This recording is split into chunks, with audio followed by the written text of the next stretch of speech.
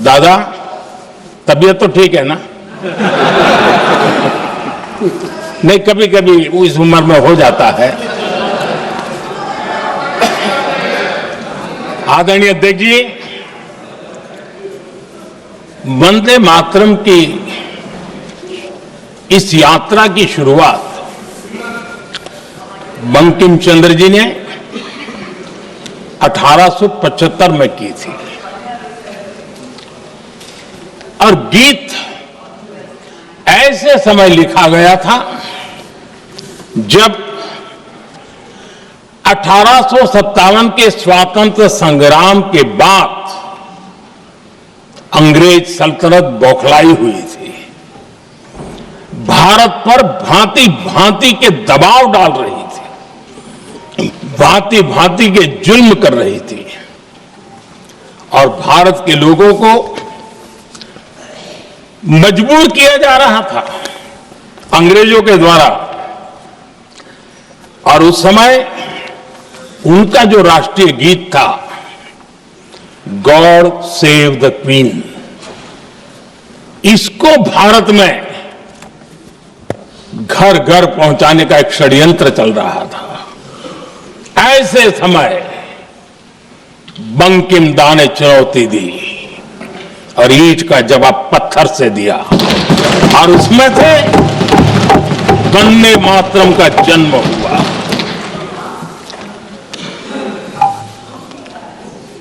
इसके कुछ वर्ष बाद 1882 में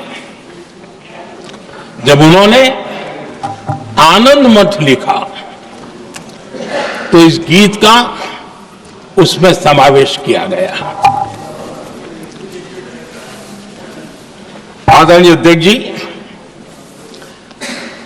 वंदे मातरम ने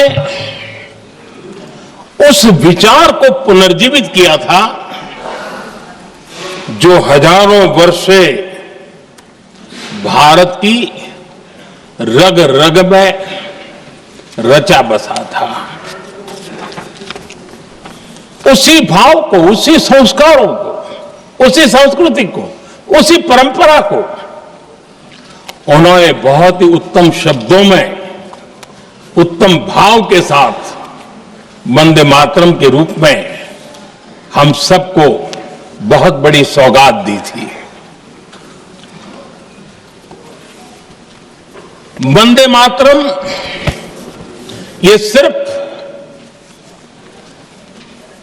केवल राजनैतिक आजादी की लड़ाई का मंत्र नहीं था। सिर्फ हम अंग्रेज जाए और हम खड़े हो जाए, अपने राह पर चले, इतने मात्र तक वंदे मातरम प्रेरित नहीं करता था, उससे कहीं आगे था। आजादी की लड़ाई इस मातृभूमि को मुक्त कराने का भी जंग था। अपनी मां भारती को उन बेड़ियों से मुक्ति दिलाने का एक पवित्र जंग था। और वंदे मातरम की पृष्ठभूमि हम देखें, उसके संस्कार सरिता देखें, तो हमारे यहां वेद काल से एक बात बार बार हमारे सामने आई है। जब वंदे मातरम कहते हैं तो वही वेद काल की बात हमें याद आती है। वेद काल से कहा गया है, माता भूमि ही पुत्रो अहम पृथिव्याः, अर्थात ये भूमि मेरी माता है और मैं पृथ्वी का पुत्र हूं। आदरणीय अध्यक्ष जी, यही वो विचार है जिसको प्रभु श्री राम ने भी लंका के वैभव को छोड़ते हुए कहा था, जननी जन्मभूमिश्च स्वर्गादपि गरीयसी।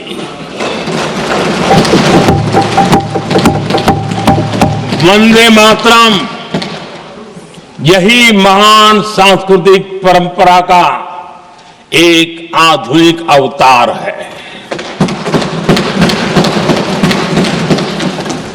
आदरणीय अध्यक्ष जी, बंकिम दा ने जब वंदे मातरम की रचना की तो स्वाभाविक ही वो स्वतंत्रता आंदोलन का स्वर बन गया।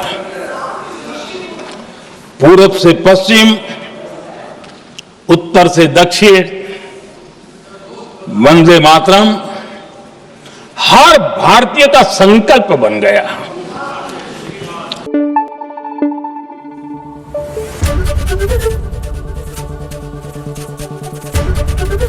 एबीपी न्यूज आपको रखे आगे।